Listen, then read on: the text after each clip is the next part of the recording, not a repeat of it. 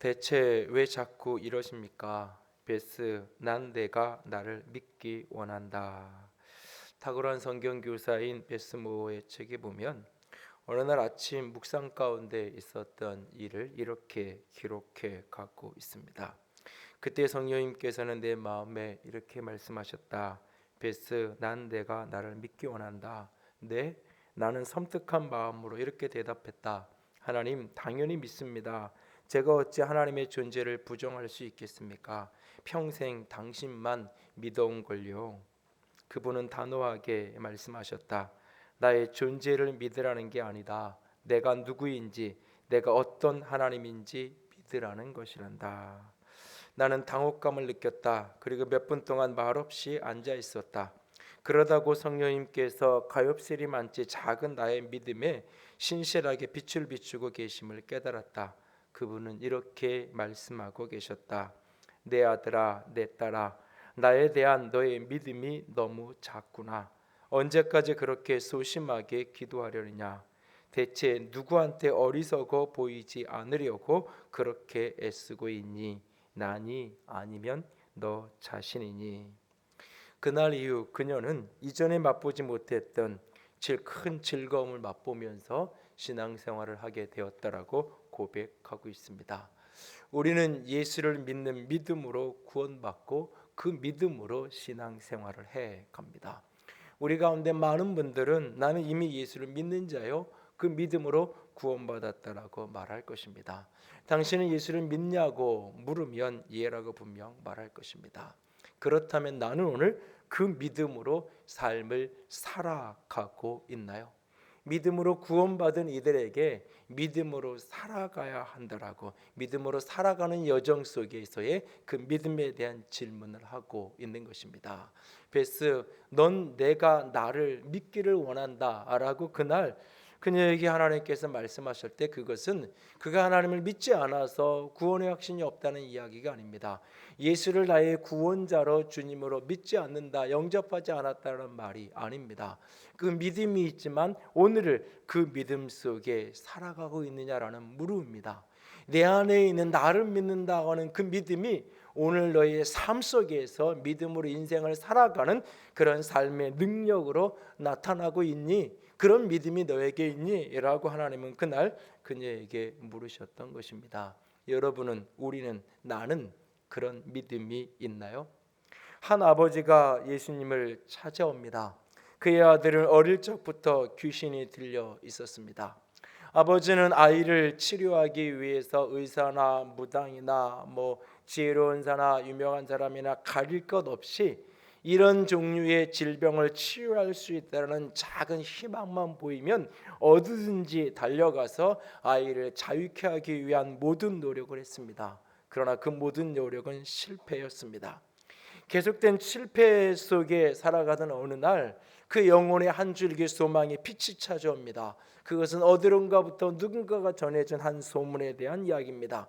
예수님과 예수님의 제자들이 있는데 그곳을 찾아가면 이런 종류의 질병이, 이런 문제가 해결받을 수 있다는 이야기를 듣게 됩니다.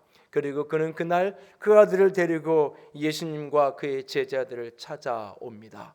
예수님은 그날 변화산에 3명의 제자들과 함께 올라 계셨고 나머지 9명의 제자가 그 산 어귀에 머물러 있었습니다. 아버지는 그 9명의 제자에게 아들을 데리고 가서 이 아들의 증세를 이야기하고 고쳐주기를 호소합니다. 그리고 예수님의 제자들은 그 아이를 치유하기 위한 나름의 이런저런 행동을 합니다. 그럼에도 불구하고 실패하고 맙니다. 아이는 고쳐지지 않습니다. 아버지의 마음은 더 황량해 갈 뿐입니다. 산에서 내려온 예수님이 어떻게 된 일인지 사연을 묻습니다. 그리고는 그 아이를 데리고 오라고 말씀하십니다. 병들어 있는 귀신 들린 그 아들을 앞에 둔 아버지는 예수님을 향하여 이렇게 말합니다. 무엇을 하실 수 있거든 우리를 불쌍히 여기사 도와주옵소서. 우리를 불쌍히 여겨 도와주시옵소서.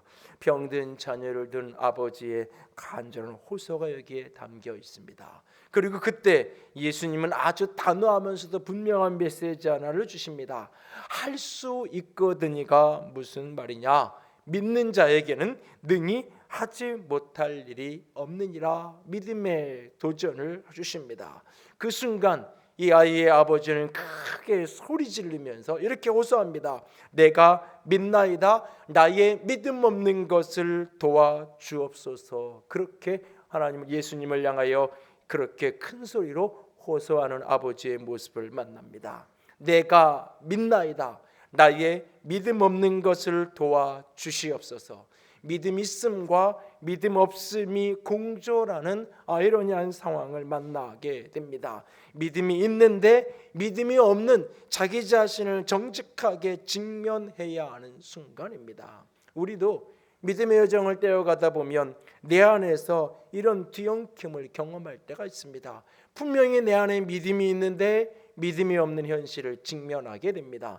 믿음이 있음과 믿음이 없음이 함께 뒤엉켜 있는, 그래서 내가 내 스스로를 보아도 내가 진짜 믿음이 있나 없나 스스로를 갸우뚱거리게 만드는 순간을 직면하게 합니다. 그렇게 믿음이 있음과 믿음이 없음이 혼재되어지는 그 순간 자기 자신의 믿음 없음을 정직하게 직면하고 그 믿음 없음을 뚫고 나아가는 사람은 믿음의 승리자가 될 것입니다.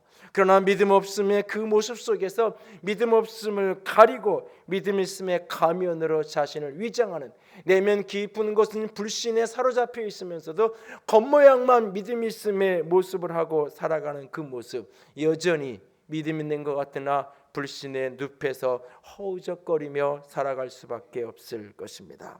우리들에게 하나님을 알지 못하게 하고 하나님이 우리에게 주시는 복을 누리지 못하게 하는 견고한 진, 그 두 번째 진은 불신입니다.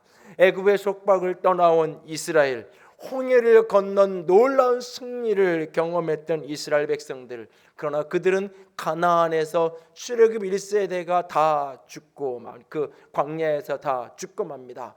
마땅히 가나안을 취하여 누려야 할 그들이 광야에서 다 그렇게 죽고 맙니다. 광야는 그들이 투덜거리며 원망하며 했던 말처럼 광야는 그들의 무덤이 되고야 말았던 것입니다. 왜 이럴까요? 그들의 불신과 불순종 때문입니다.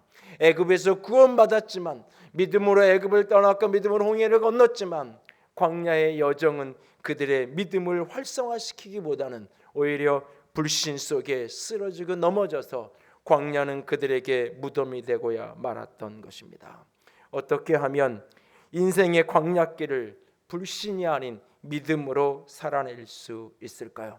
광야가 불신으로 넘어지고 쓰러지게 하는 내 인생의 무덤이 되는 것이 아니라 가나안의 영광과 축복을 예배하고 준비하고 누리게 하는 연단과 훈련의 축복의 현장으로 만들어가게, 그렇게 세워갈 수 있을까요?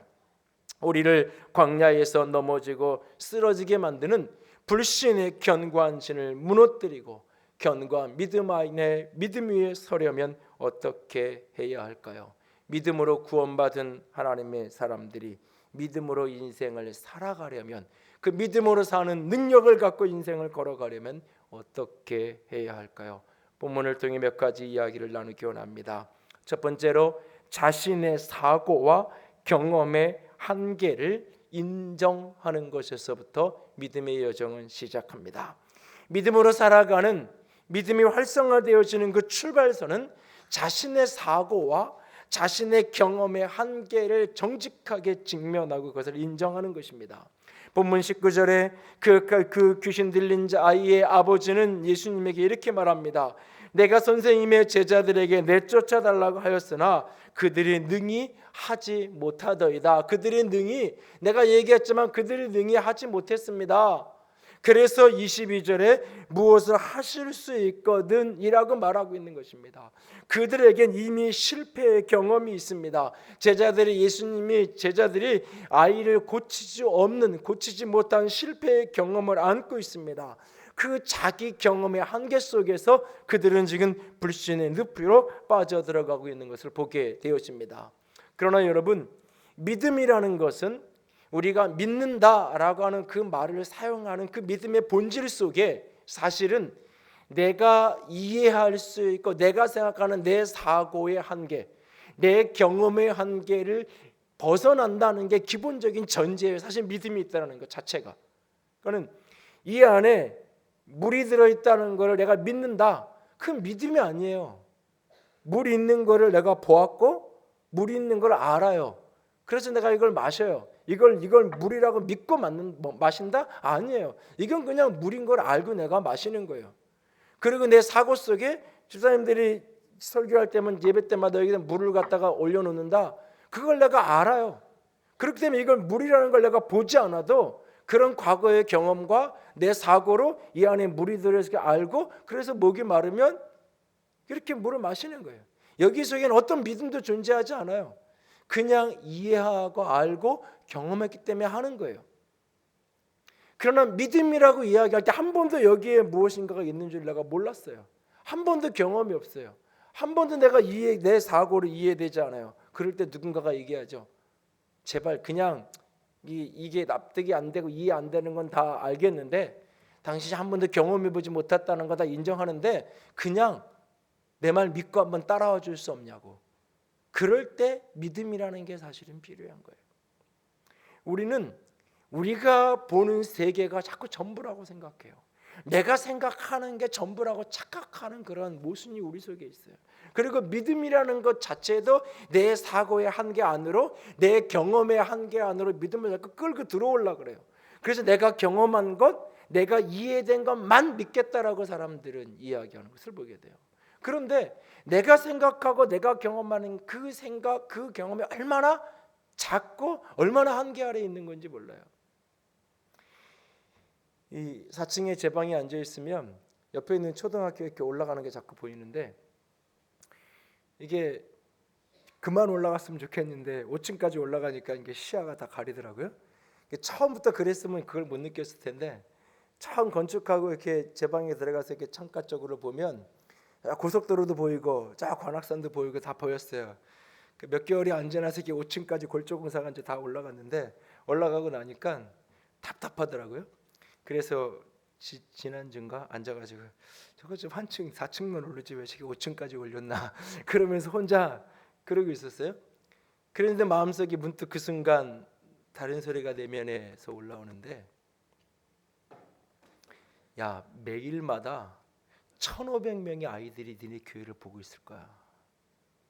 매일 365일 어떤 애는 6년 동안 그 아이들에게 전단지 나눠줄 필요도 없고 교회 행사한다고 할 필요도 없어.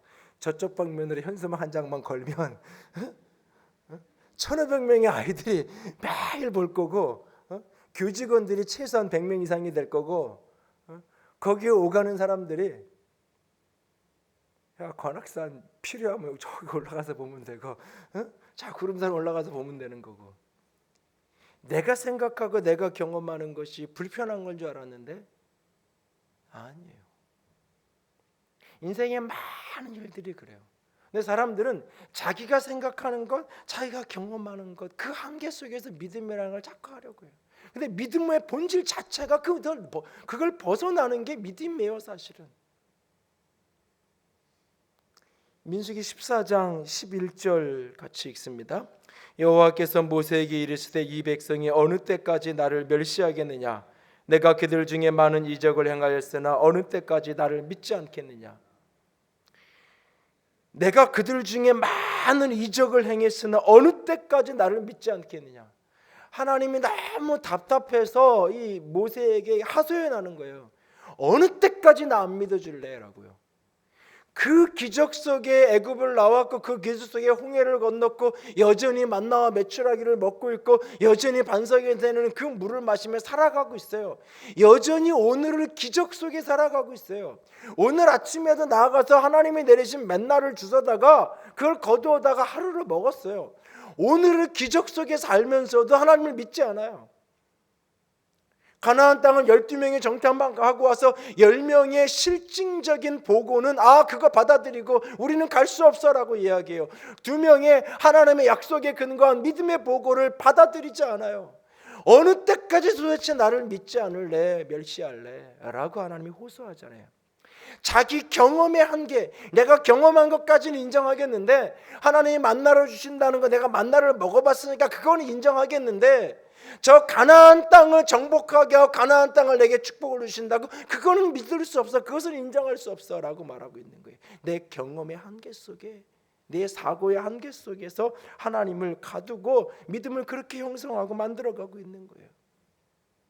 어느 날 도마도 이런 이야기를 하잖아요. 나는 경험 없이는 믿지 않겠다고 이야기하잖아요. 요한복음 20장 25절 같이 읽습니다. 다른 제자들이 그에게 이르되 우리가 주를 보았노라 하니 도마가 이르되 내가 그의 손에 못자국을 보며 내 손가락을 그 못자국에 넣으며 내 손을 그 옆구리에 넣어보지 않고는 믿지 아니하겠다라고 얘기하죠. 믿지 않겠다. 왜? 내가 경험한 것만 나는 믿겠다. 내가 이해된 것만 나는 믿겠다라고 이야기하고 있어요. 그건 사실 믿음이 아니에요. 믿음이 아니에요. 믿음의 출발은 내가 보는 것, 내가 경험하는 게 전부가 아니라는 걸 인정하는 거예요. 나는 그 한계 속에 있다는 걸 인정하는 거예요. 하나님은 그 너머에 계세요. 그 하나님이 내게 주신 메시지를 내가 믿고 그 한계, 그 이해들을 깨고 넘어가는 것, 그것이 바로 믿음의 여정이에요. 벌써 한 7년 정도 흐른 것 같은데 어느 날 전화가 한 통.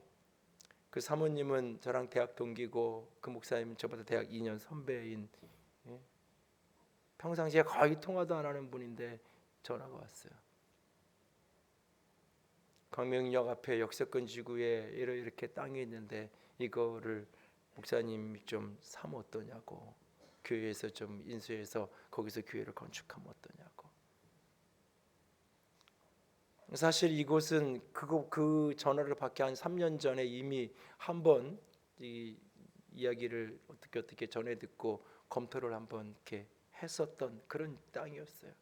근데 그때만 해도 황량한 그냥 광명역 하나 있고 길도 하나 만들었냐, 황량한. 그래서 뭐 교회가 이거를 산들 뭐 언제 어떻게 할지도 모르겠고, 그래서 그냥 이건 아닌 것 같다. 너무너무 황량하고 교회만 괜히 덩그러니 있는 주변에 주택가도 별로 없고 뭐 이래가지고 이제 한번 접어놨던 지역인데 전화가 왔어요.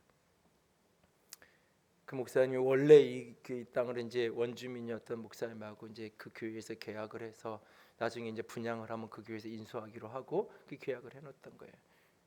근데 그거를 이제 우리 교회에서 이제 인수를 했으면 좋겠다 연락이 온 거예요. 근데 제가 그 목사님을 알고 그 사모님을 알잖아요. 얼마나 논리적이고 이런 어떤 이렇게 손익 계산이나 이런 게 빠르고 그런 분인지를 제가 알아요.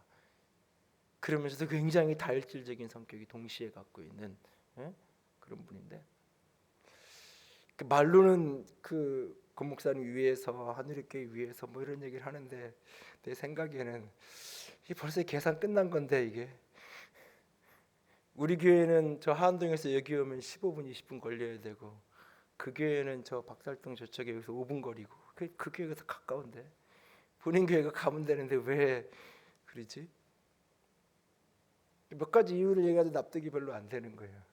그 동기가 의심스러운 거예요. 내 마음에 말로는 좋은 얘기를 하는데 뭔가 있는 것 같은데.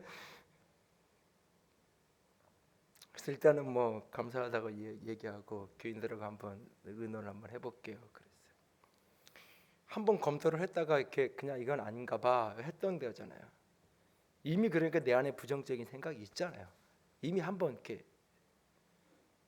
그 여러 가지 정황상으로는 이게 그냥 이렇게 생각 없이 뭔가 이유가 있을 텐데 어려운 안 되는. 근데 그런 부정적인 사고와 경험과 데이터를 갖고 있지만 기도를 하면 할수록 자꾸 하나님이 마음을 바꾸시는 거예요. 그래서 제가 하나님의 뜻을 어떤 이렇게 분별하는 몇 가지 제 나름의 원칙이 몇 가지가 이렇게 맞아야만 아무리 내가 하고 싶어도 몇 가지가 검증을 해서 이게 되지 않으면 잘 안 하는데, 제가 나름대로 이렇게 하나씩을 이렇게 검증을 해가는데 자꾸 다 긍정적인 사인으로 이렇게 바뀌어가는 거예요. 여전히 내 생각은 부정적이고 여전히 환경은 경험적인 데이터는 긍정적이지 않은데,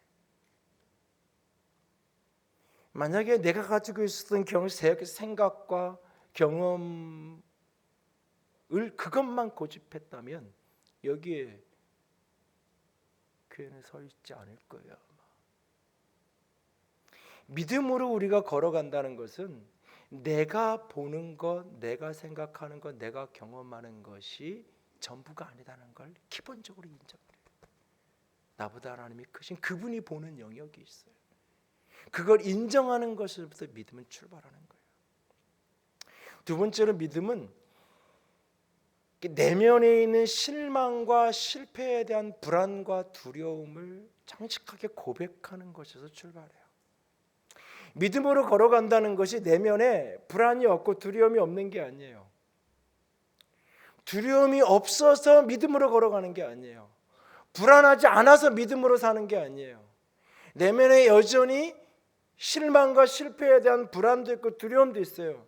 그런데 그걸 정직하게 인정하고 그걸 정직하게 고백하고 걸어가는 것, 그것이 믿음의 여정이에요. 오늘의 귀신 들린 자의 아버지가 예수님에게 말해요. 하실 수 있거든 우리를 불쌍히 여기서 도와주십시오. 왜 여기서 하실 수 있거든이라고 말할까요? 하실 수 있거든. 여러분, 병원에서 여러분들이 치료를 할 때 의사 선생님이 이렇게 뭐 수술을 하자거나 뭐라 이렇게 하자 그럴 때 이거를 해서 병이 나을 수 있냐고, 회복의 가능성이 있냐고, 회복의 가능성이 있으면 하시고 그게 아니면 저희들 괜히 특별히 나이 드신 어르신들 갑자기 쓰러져서 이렇게 병원에 갔을 때 호흡기 끼고 막 여기다가 이렇게 인위적으로 호흡하는 것들을 이렇게 기계를 달고 그래야 될 때 꼭 묻잖아요. 회생 가능성이 있으세요? 그냥 잠시 며칠 한두 주 연장시키는 건지 회복의 가능성이 불과 뭐 몇 프로라도 있는 건지 둘 중에 하나 묻잖아요. 그래서 회복의 가능성이 없다면 요즘에 많이 이제 운동이 일어나는 것 중에 하나가 그 연명치료 가능한 한 하지 말자 그런 얘기도 나오잖아요. 회복의 가능성이 있다면 연명치료 해보는 거죠. 회복될 수 있으니까. 어떤 그 확률이 가능성이 있다니까. 마치 그런 것처럼 오늘 이 사람이 묻는 거예요. 하실 수 있거든. 예수님이 괜히 한다고 하셨다가 나중에 가서 입장 난처해지고 어려워지니까 뭐 이렇게 이런저런 이유되고 그러지 마시고 할 수 있으면 우리를 좀 도와주시고 불쌍하게 해주시고 그 말을 할 수 없다면 그냥 내가 이해할 테니까. 여러분들 기도할 때 종종 그렇게 기도 안 해요? 하나님 할 수 있으면 해주시고요.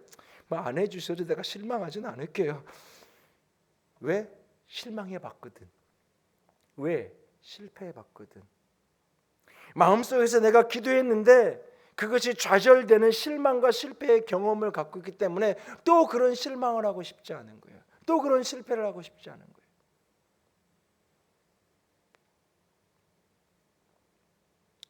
지난주에 뭐 요즘 젊은이들이 하는 고생에 대한 칼럼을 서두에 잠깐 인용했지만 그 칼럼을 읽으면서 사실은 저희 애들을 좀 많이 생각을 했는데 몇몇 표현들이 이렇게 내가 애들한테 너무했나 그런 느낌을 들게 하는 표현들이 좀 있어서 힘들었겠구나 이런 생각을 했는데 부모 입장에서는 따라와 주니까 시킨 거라 그러는 거고 애는 시키니까 한 거라고 이제 그러는데 우리 둘째를 이제 뭐 초등학교 5학년 정도부터 특목고 간다고 막 준비를 했어요. 3학년 때 이렇게 뭐 여기저기 시험을 보고는 시험이 안 됐어요. 그리고 이 아이가 내면에서 이렇게 좌절을 경험하는 거죠. 학교 생활을 뭐 그냥 해야 될 일을 안 하는 건 아니에요. 근데 부모 눈에는 보여요. 그 아이 깊은 곳에 열정이 사라져 버린. 공부도 하고 뭐 자기 해야 될 일을 하는데 이 속에 최근에 그런 이야기를 이런저런 이야기를 좀 나누다가 그런 이야기를 해요. 참 열심히 했는데 그리고 기도했는데 하나님 도와달라고 안 된 거예요. 그러니까 마음속에 실망이 되는 거예요. 이런 일이 벌어지면 믿지 않는 아이는요 두 가지예요. 하나는 내가 최선을 안 했구나, 열심히 안 했구나, 한 번 더 해보면 되겠지 이렇게 되는 거고요. 아니면 시작도 하지 마, 이건 내 길이 아닌데 나한테 너무 버거운 길이었는데 해도 안 되는 길이었는데 괜히 내가 한다고 남들 한다고 했다가 고생만 했네. 다시는 이러지 말아야지. 둘 중에 하나인 거예요. 그리고 그렇게 하면 다음부터는 좀 더 정확하게 해서 하지 말아야 되는 안 하면 되는 거고, 열심히 안 한 거 다음은 더 열심히 하면 되는 거고. 근데 신앙인들은 여기에 또 다른 고민이 있는 거예요. 하나님이 왜 안 도와주셨지? 자기를 돌아보기보다는 이게 내가 해야 될 길이 아니었나를 돌아보고, 또는 내가 열심히 안 했는지 자기를 반성하고, 열심히 안 했으면 열심히 하고, 내가 길을 잘못 찾은 거면 다른 길을 가면 되는 거고, 그렇게 자기를 돌아보는 건 도외시한 채 하나님이 왜 안 도와주셨지? 이것이 이제 마음이 힘듭니다. 어떤 의미에서 그 아이는 나보다 믿음이 되어 있는 거예요. 하나님이 내가 이렇게 노력하고 내가 이렇게 기도하면 하실 거를 진짜 믿었던 거예요.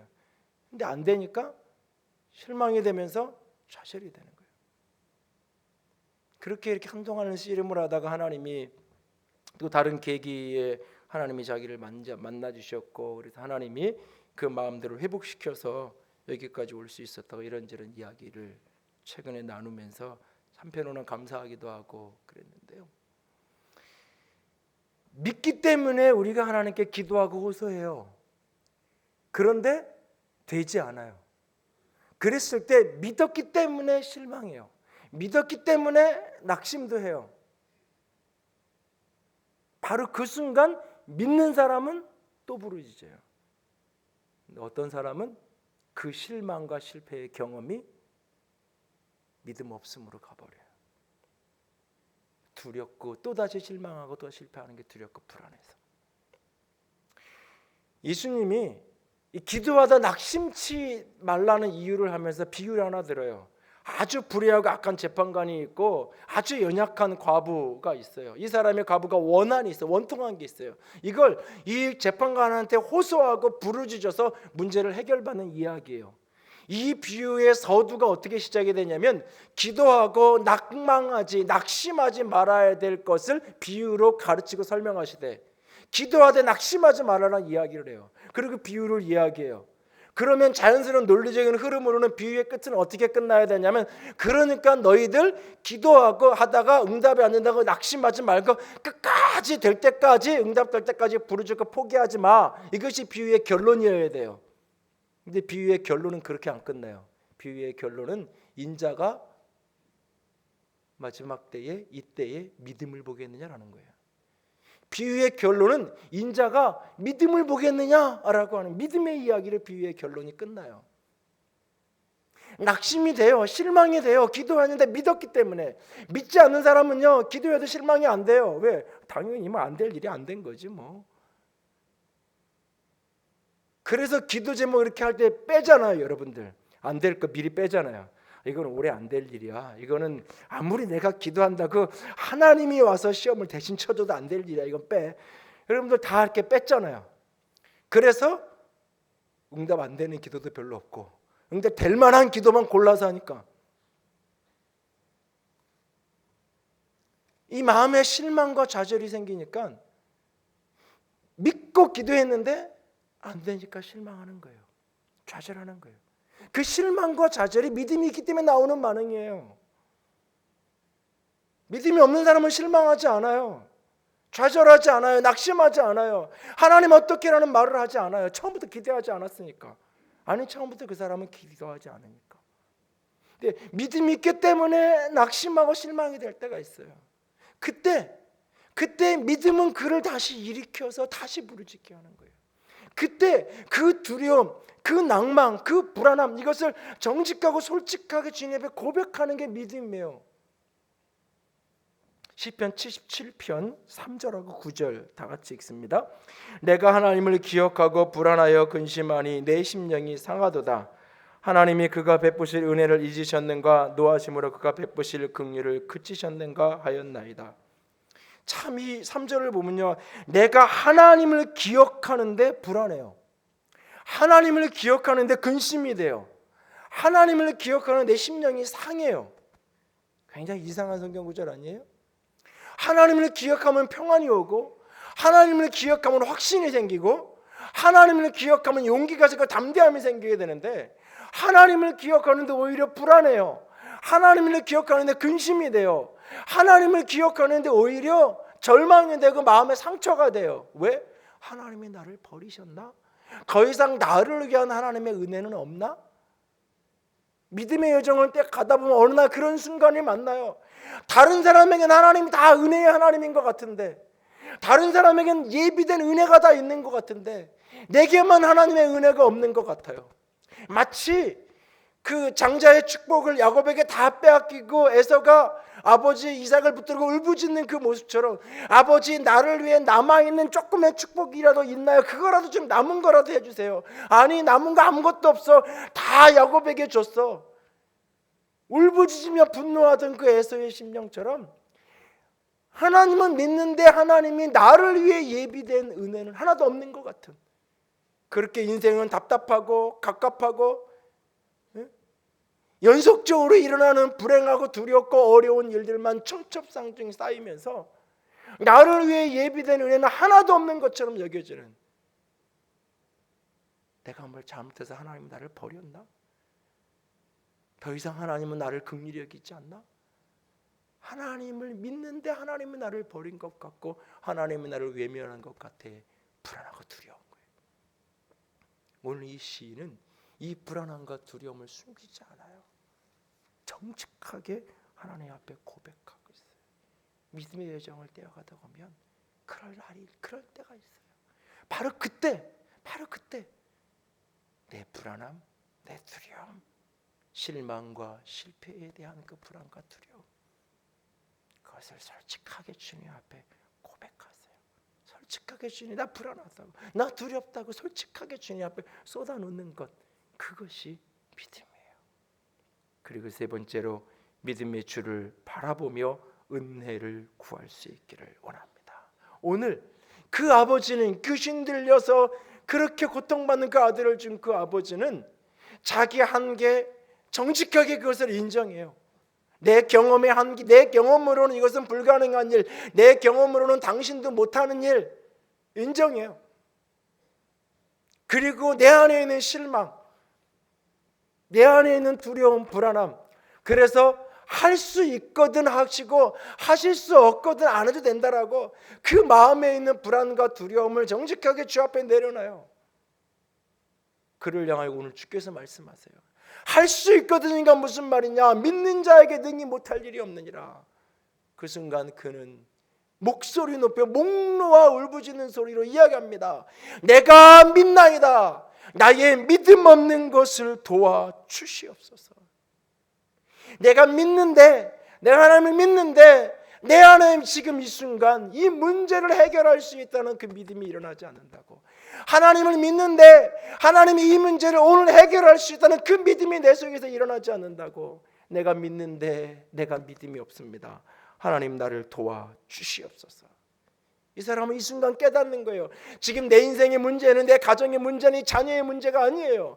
귀신 들려서 자꾸 지금 물과 불에 던져놓는 게 문제의 본질이 아니에요. 문제의 본질은 내 믿음에 있었던 거예요. 그래서 앞에서는 나를 좀 불쌍히 여기서 도와달라고 기도하던 그가 이제는 나의 믿음 없는 것을 도와달라고 지금 기도가 바뀌어가고 있는 거예요. 문제의 본질이 돈의 문제가 아니었던 거예요. 문제의 본질이 진학의 문제, 취업의 문제, 결혼의 문제가 아니었던 거예요.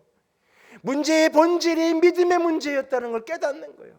내가 믿는데 내 안에 믿음이 없습니다. 하나님, 예수님, 이 믿음 없는 나를 좀 도와달라고 기도하고 있는 거예요.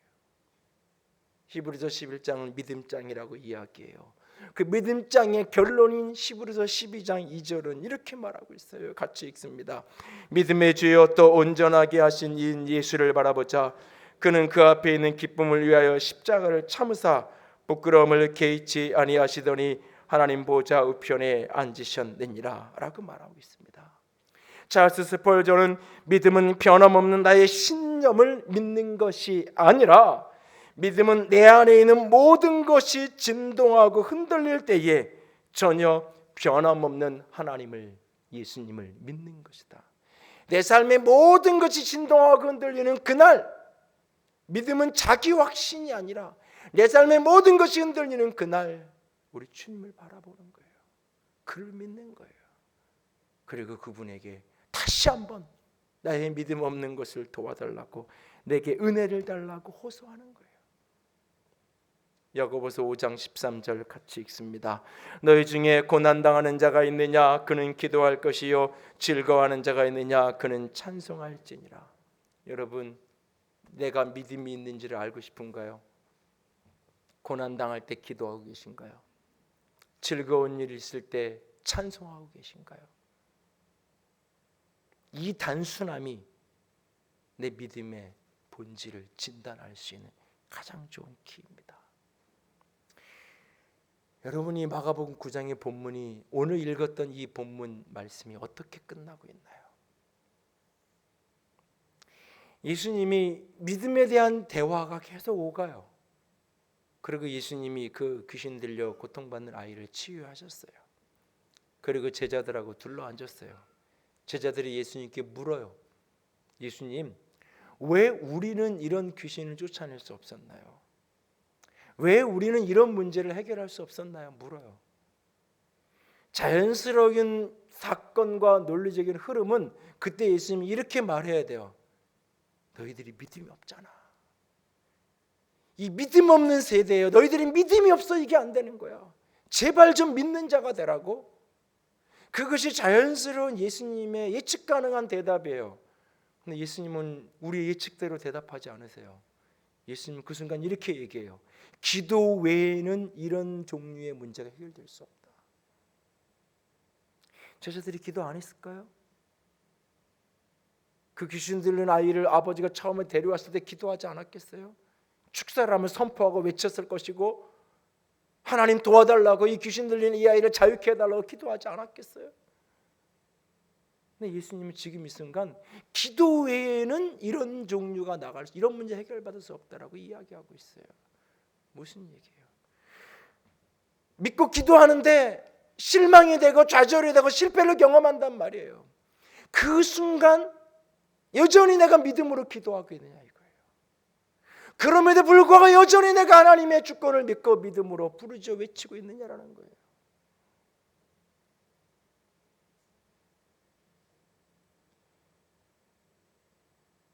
목회를 하면서 지나온 시간도 그렇고 지금도 그렇고 여전히 제 안에 있는 가장 큰 답답한 것 중에 하나가 뭐냐면,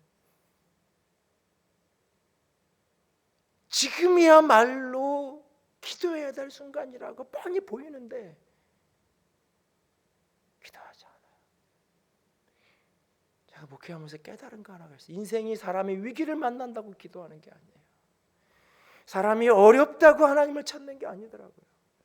제발 어려울 때라도 하나님을 찾았으면 좋겠는데, 어려울 때라도 찾았으면 좋겠는데, 초신자 때는, 교회 나온 지 몇 개월 몇 년 안 될 때는 어려우면 찾아요 하나님을. 근데 어려울 때는 찾았는데 안 되더라 이거죠. 어려울 때 하나님께 기도했는데 안 되더라 이거예요. 그 경험을 한두 번 하고 나면 더 이상 그런 실망감에 씨름하고 이게 싫어요. 그래서 더 이상 위기를 만나고 어려움을 만나도 하나님께 기도하려고 하지 않아요. 하나님을 찾지 않아요. 믿음 없이 종교 행위를 하며 살아가요, 사람들이.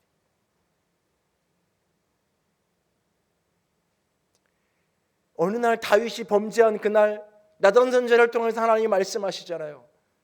그 범죄의 결과로 얻은 그 아이가 죽을 거라고 하나님이 말씀하시잖아요. 여러분, 이런 상황이 벌어졌어요. 하나님의 뜻을 전해 들었어요. 그러면 이 속에서 믿음 있는 사람이 어떻게 해야 되는 반응이 뭘까요? 하나님의 주권을 믿으니까, 하나님이 하시는 일 전적으로 신뢰하니까, 하나님 뜻대로 하십시오. 내 아들이 죽든지 살든지 하나님 당신의 뜻에 있습니다. 그것이 믿음일까요? 하나님의 주권을 믿어요. 믿기 때문에 하나님 앞에 다시 한번 엎드려 다윗은 호소해요. 식음을 전폐하고 엎드려 금식하며 울며, 하나님 제발 이 아이를 살려달라고, 긍휼을 베풀어달라고 하나님께 호소해요. 혹시 하나님의 뜻을 돌이키면 이 아이를 살릴 수도 있기에 마지막까지 하나님께 울부짖어 목 놓아 부르짖어요. 그런데 아이가 죽었어요. 원망하지 않아요. 하나님 어떻게 이럴 수 있어요? 내가 얼마나 기도했는데 이렇게 하세요? 라고 말하지 않아요. 일어나서 목욕을 하고 밥상을 차려오라 그래서 밥을 먹고 일상생활로 돌아가서 일상을 살아요. 이 안에 하나님을 향한 쓴뿌리가, 하나님을 향한 원망과 하나님을 향한 분노가 그의 가슴에 없어요. 무슨 이야기? 아직 기회가 있는 날, 아직 끝나지 않은 살아서 호흡하는 날, 마지막 순간까지도 하나님 도와달라고 생명 걸고 금식하고 울부짖 매달리는 거예요. 하나님이 원하시면, 하나님의 바꾸시면 할 수 있으니까, 그걸 믿기 때문에. 그러나 이미 더 이상 돌이킬 수 없는 상황이 됐어요. 하나님의 내가 알지 못하는 선하심이 있고 하나님의 뜻이 있겠지. 그 모든 것을 내어드리고 원망과 분노 속에, 절망 속에, 자책감 속에 인생을 허비하는 것이 아니라 일어나 오늘의 몫의 삶을 또 살아가는 거예요. 그것이 믿음이에요. 그것이 믿음이에요.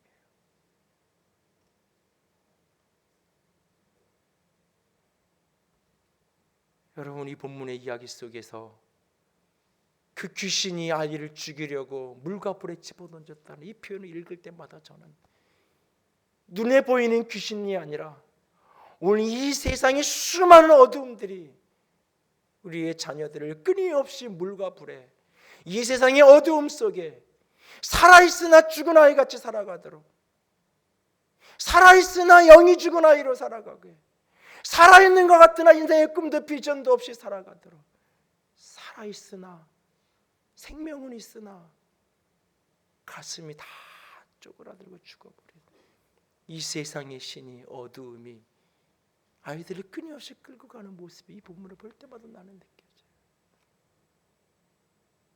그날 오늘 이 아버지처럼 부르실 수 있는, 불신을 넘어 주님만을 찾고 엎드릴 수 있는 우리 모두가 될 수 있기를 원합니다. 내가 믿나이다. 그런데 내 안에 믿음이 없습니다. 그 부르주신 그 호소로 주님 앞에 나아갈 수 있기를 원합니다. 주보 사이에 중보기도 기도 제목 카드 한 장씩을 넣어드렸어요.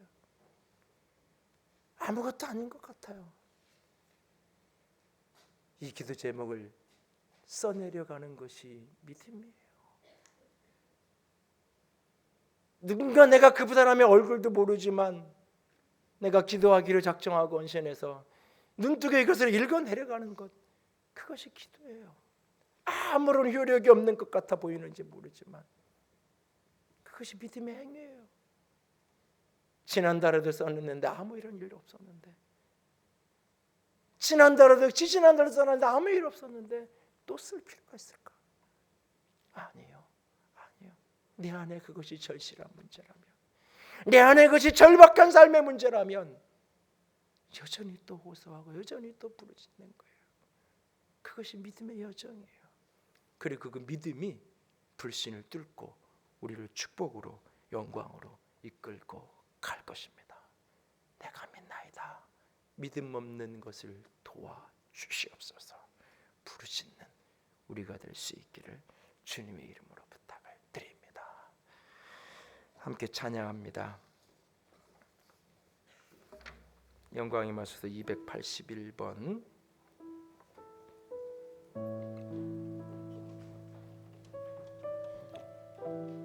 내 안에 있는 모든 불안함과 두려움을 넘어 믿음으로 인생의 광야를 지나 가나안에까지 이르는 주의 사람이 되기를 소망하며 함께 찬양합니다. 주님이 주신 땅으로.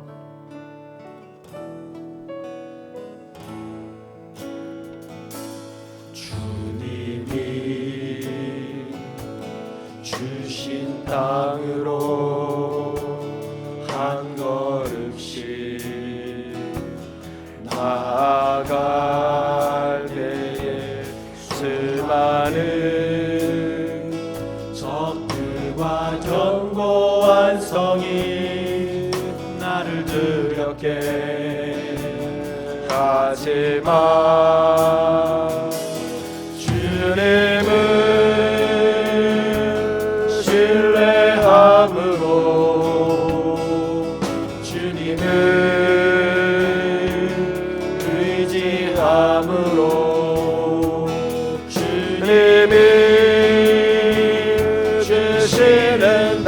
담대함으로 큰 소리 외치며 나아가는 이 산지를 내게 주소서. 그 너를 주께서 말씀하신 이제 내가 주님의 이름으로 그 땅을 취하리라. 주님 주신 땅으로 한 걸음씩 나아갈 때에 수많은 적들과 연고한 성이 나를 두렵게 하지만 예 주님, 내 안에 두려움이 있습니다. 예 주님, 내 안에 불안함이 있습니다. 그러나 주님, 내가 주님만을 의지하고 주님만을 신뢰하기로 작정합니다. 주시는 담대함으로 큰 소리 외치며 나아가는 내가 믿나이다. 나의 믿음 없는 것을 도와주시옵소서. 그날은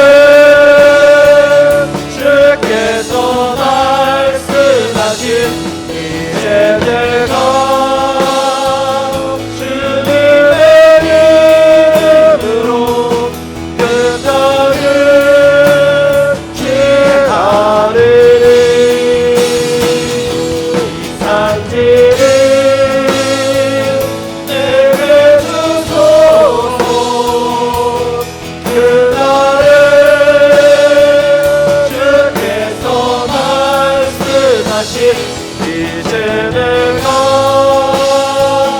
주님의 이름으로 그 땅을 취하리라.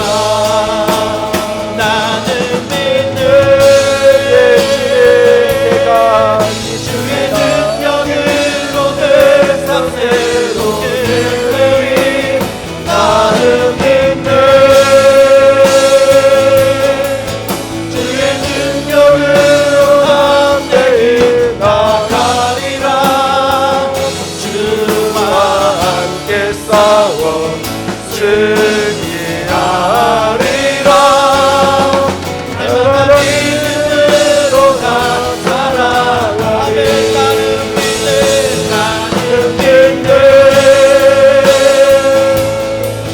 주의 능력으로 세상 새롭게 되리. 나는 믿는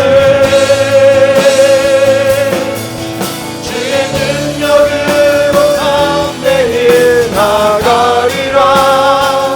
주와 함께 싸워 승리하리라. 날마다 믿음으로 나 살아가리.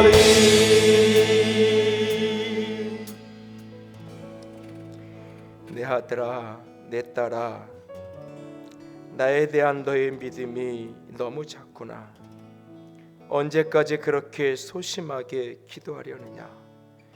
대체 누구에게 어리석어 보이지 않으려고 그렇게 애쓰고 있니? 나니 아니면 너 자신이니? 나의 존재를 믿으라는 게 아니다. 내가 누구인지, 내가 어떤 하나님인지를 믿으라는 것이란다. 오늘 내 안에 믿음이 있냐고 주께서 물으십니다. 내가 믿습니다. 나의 믿음 없는 것을 도와주시옵소서. 같이 기도합니다. 사랑의 하나님, 영광의 하나님, 주님, 내가 주님, 겪는 시험이 내가 믿습니다, 아버지. 어렵고 내가 힘겨워. 믿습니다, 아버지. 내가 믿습니다, 주님, 주님, 주님. 크지 않네. 주님, 내 삶의 어떤 문제도, 내 삶의 어떤 숙제도, 주님, 당신보다 크지 않은 내가 믿습니다. 주가 나로 아버지, 내가 믿습니다. 아버지, 내가 나의 믿음 없는 것을 주의 능력으로 내가 믿습니다. 나의 믿음 없는 것을 도와주세요. 아버지, 나의 믿음 없음을 도와주시오. 믿음으로 살아, 믿음으로 승리하고, 믿음으로 이기고, 믿음으로 취하는 자가 되기를 소원합니다. 아버지, 주의 능력으로 내 삶을 얻게 나는 믿네. 주의 능력으로 담대히 나가리라. 주와 함께 싸워 승리하리라. 날마다 믿음으로 나 살아가리.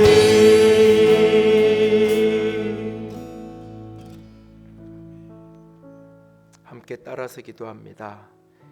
나의 사고와 경험보다 크신 하나님, 나의 사고와 영혼보다 크신 하나님, 나의 실망과 실패 속에서도 나의 실망과 실패 속에서도 여전히 신실하신 나의 하나님, 여전히 신실하신 나의 하나님, 내 안의 모든 불신을 내가 거절합니다. 내 안의 모든 불신을 내가 거절합니다. 믿음의 주님만을 바라보기로 작정합니다. 믿음의 주님만을 바라보기로 작정합니다. 나의 믿음 없는 것을 도와 주옵소서. 나의 믿음 없는 것을 도와 주옵소서. 사랑의 하나님, 영광의 하나님, 믿음 없는 우리를 도우시옵소서. 하나님을 믿습니다. 그러나 오늘 내가 직면한 바로 그 삶의 문제 앞에 믿음이 사라져 버렸습니다. 믿음으로 설 수 있게 하시고, 믿음을 회복할 수 있게 하시고, 믿음으로 승리하는 영광의 사람들 되게 하여 주시옵소서. 불신의 견고한 진을 뚫고 믿음으로 승리하는 영광의 백성들 되게 하여 주시옵소서. 주님 찬양합니다. 주의 이름으로 축복합니다. 우리 주님 예수님 이름으로 기도드렸습니다. 아멘. 이제는 우리 주 예수 그리스도의 은혜와 하나님 아버지의 놀라우신 사랑하심과 성령 하나님의 교통하시며 기름 부으시는 그 은혜가 오늘도 믿음으로 불신의 벽을 뚫고 승리하는 자가 되기로 작정하는 모든 이들을 위해 이제로부터 영원토록 함께 있을지어다. 아멘.